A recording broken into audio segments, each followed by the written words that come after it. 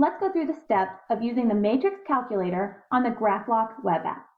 So first select Use Calculator, and then we'll go to our upper right corner and select our Menu tab to choose our matrix calculator. Notice it will appear right here in the bottom right corner.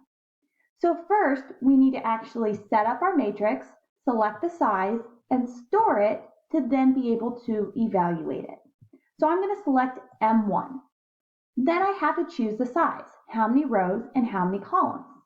Notice if the size you need does not appear here, simply click Custom, and then you can type in how many rows and how many columns you need. In this example, let's do a 2x2 matrix. So I'm going to click on this top left corner to start entering in my values. Notice you can either use your keyboard or the keypad built right in. Now I'm going to look back through and make sure that it's correctly entered, and I now need to store it. So select Functions and you will see the Store button right here. So matrix 1 is now stored. Let's go ahead and enter in a second matrix. Let's select matrix 2. I'm going to have this one be a 3x3. So once again, I'm going to click here and I'm going to enter in my values for this matrix.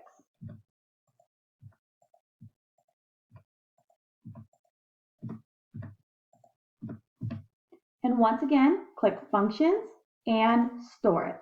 So matrix 1 and matrix 2 are now both stored. So now if I want to evaluate it, let's say for example we want to find the determinant.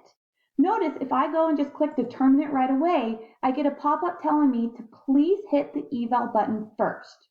So in order to actually pull back out the matrices you have now stored, you must have this eval button clicked and highlighted. Now I can simply hit find the determinant of our M1 matrix that we have stored, and we get our determinant. Find the determinant of our M2 matrix we have stored, and we get our determinant.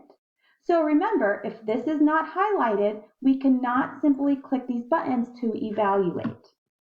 Also, if that eval button is not highlighted and I click M1, it's going to just pull that matrix right back out for me. So I can either change it, re-enter it, change the size, but I can't actually evaluate it.